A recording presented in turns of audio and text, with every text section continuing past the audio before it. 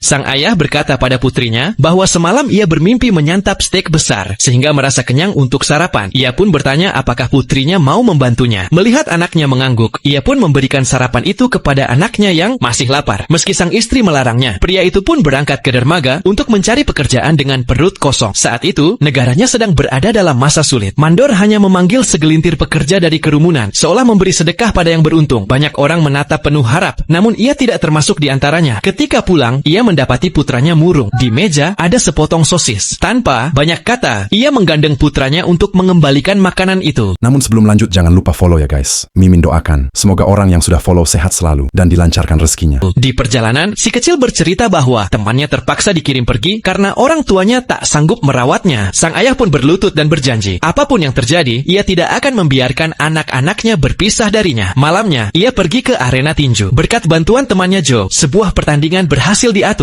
Menang atau kalah, ia dijanjikan $50. Namun saat perbannya dibuka, Joe terkejut melihat tulang tangannya belum benar-benar pulih. Meski berisiko, demi keluarganya ia tetap naik ring. Pertarungan berjalan buruk, dan ketika ia mencoba melawan dengan tangan kanan, tulangnya kembali patah. Alih-alih mendapat uang, lisensi tinjunya hampir dicabut. Pulang ke rumah, istrinya berkata, bila ia tak bisa bekerja, anak-anak terpaksa dikirim ke kerabat, namun pria itu menolak menyerah. Dengan semir sepatu, ia menutupi gips di tangannya agar bisa kembali bekerja. Keesokan harinya, ia kembali ke dermaga. Kali ini, ia beruntung dipilih. Meski hampir ketahuan tentang tangannya, seorang rekan menutupi rahasianya. Hari-hari berikutnya, semakin berat. Istrinya mengirim anak-anak ke rumah saudara. Untuk pertama kalinya, ia marah karena pernah bersumpah tidak akan membiarkan anak-anak pergi. Akhirnya, sang ayah merendahkan dirinya. Ia datang ke klub tinju, membuka topi, dan memohon belas kasihan. Malam itu, ia menepati janjinya. Anak-anak akhirnya kembali ke rumah. Musim semi tahun berikutnya, Joe membawa kabar besar. Ia mendapat kesempatan bertarung melawan petinju peringkat 10 dunia. Sebenarnya ia hanya pengganti karena lawan utama cedera, sementara petinju lain menolak jadi sasaran. Bayarannya $250.